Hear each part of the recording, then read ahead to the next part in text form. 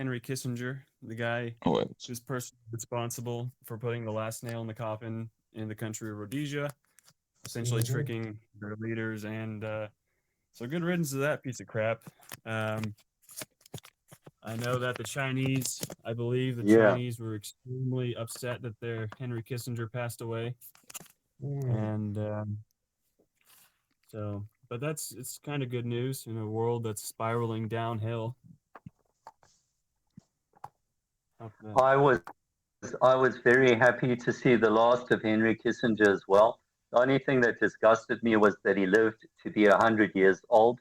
I'll bet you it's because of American medical technology. He shouldn't even have lived that old. To be Oh yeah. that man is a piece of crap. That guy is a piece. That Jew is a piece of crap. Something that I discovered about Henry Kissinger a long time ago, somewhere in my old archives, I've still got the book. I'll need to get back to it. But even in 1945, when he was in the U.S. Army in military intelligence in Germany, um, I I came across references. There was a book that was written that even then Henry Kissinger was an agent for the Soviet Union. So he was a traitor probably from right in the beginning, though other people tell me that he might have even been torturing German soldiers, maybe even sexually torturing them in Germany in 1945.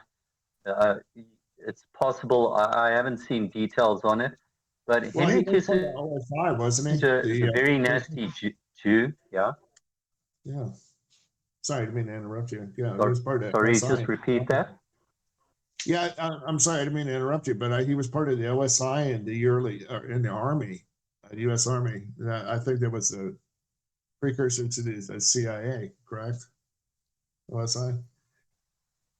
Yes, OS. yes, Army. I understand I understand what you're Yeah. saying. Hmm.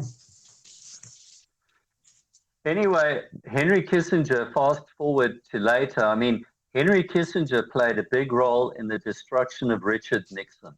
And I must tell you that when I look back on my life and on the various presidents that you Americans have had during my lifetime that I've been able to like watch on TV and listen to and find out about them, I have a lot of respect for Richard Nixon. Richard Nixon was actually a pretty good guy. And Richard Nixon also seems to me to have had the most historical knowledge of any American president in my lifetime. There are a bunch of things that people have released from Richard Nixon where he speaks about Jews, he speaks about blacks, he's quite racist in the White House. And I've read his book, The Real War. He wrote that book after he was chased out of power, and I must tell you, it was an excellent book. It was the best book that I've read that came from an American president. So I have a lot of respect for Richard Nixon, and this Jew Kissinger was very close to him and played a big role in helping to destroy him. So that whole thing about the outing of Nixon when I was a kid, that whole Nixon scandal was a huge scandal, but it was a junk scandal. It was minor.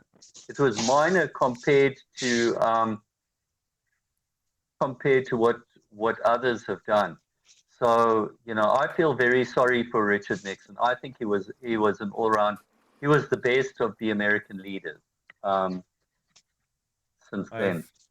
I've I've heard this as I've actually been familiarized with that same exact narrative over the last year and a half or so.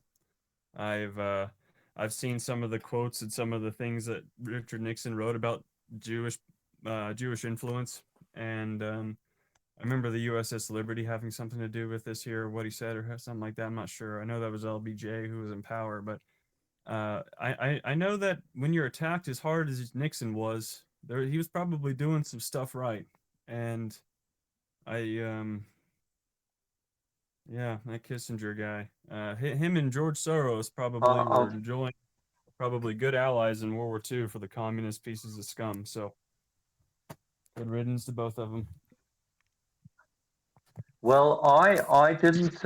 I've never dug into the history of Soros, but regarding Kissinger, when he came to Africa, you must understand that the whites in Africa, all along, the whites in Africa wanted America to help them. And we in Rhodesia could not understand. We used to talk among ourselves, and people could not understand that we are fighting exactly the same enemy in Africa that America is fighting in Vietnam.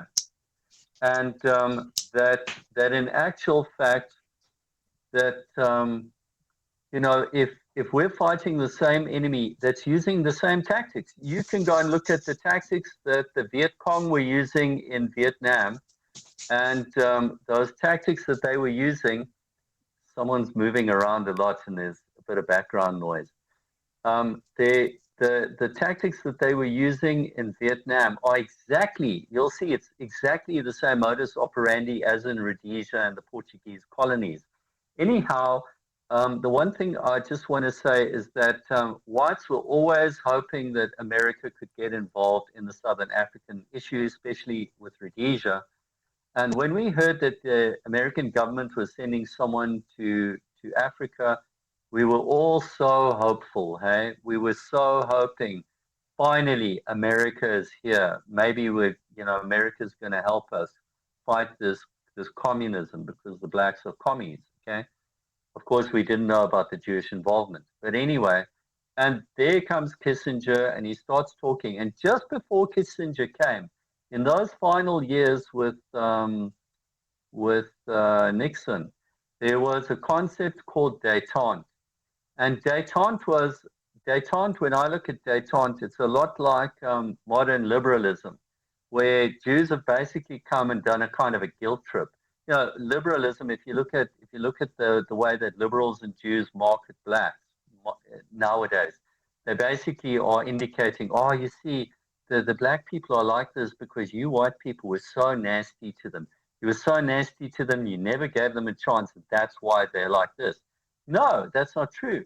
The blacks are like that because they're low IQ, and it's a DNA problem, and it's a racial problem. Okay, it's actually got nothing to do with how whites treated them.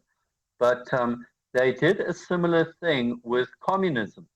With communism, they came and suddenly said, they called it détente. And détente basically said, if you stop fighting the communists will stop fighting you.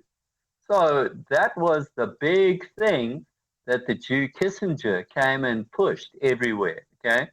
And he even met with the leader of Rhodesia, Ian Smith, and he met the Prime Minister of South Africa, Forster.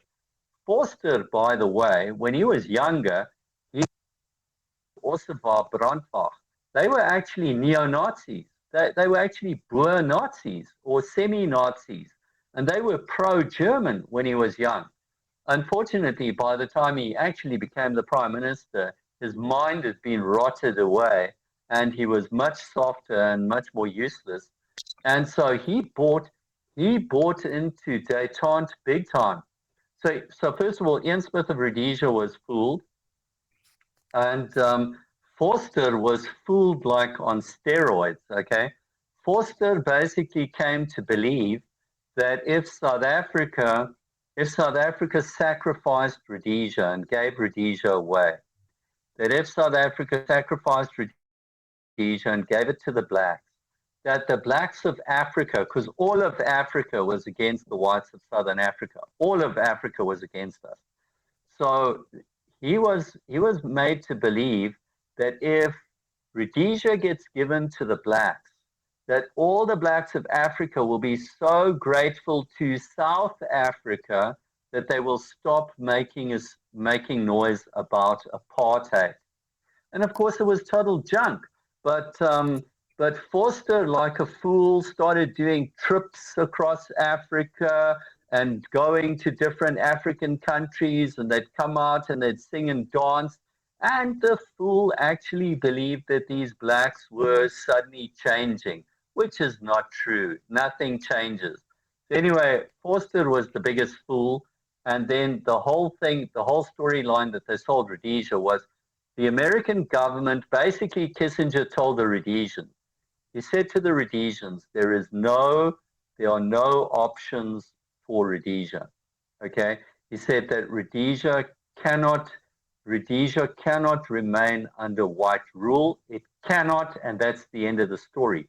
You have to strike a deal with the blacks, and that was the basic story. That was the basic option that Forster gave to Ian Smith, and that basically led down a path. And 4 years later, Rhodesia's gone. Also, Kissinger may well have been involved in telling the South Africans to tell the Rhodesians to let all the black leaders that we had imprisoned, to let all the black leaders go. And they let them out, and that was a bad move because we let them go, and then all they did was they moved into black countries and strengthened their armies and started fighting it. Robert Mugabe was one of them, and so forth. So Kissinger basically, the visit by Kissinger and what Kissinger did to the white leaders of South Africa and Rhodesia, and this coming now from the American government, but nobody's thinking in terms of it's a Jew. And here this Jew's coming, he's giving you a bunch of bullshit. You go down that path and you destroy yourself. So at the end of the day, 4 years later, Rhodesia is gone. And South Africa finds itself alone, and all of Africa, including the country that you've just handed over, are now against the whites of South Africa. So it backfired on Rhodesia, backfired on South Africa.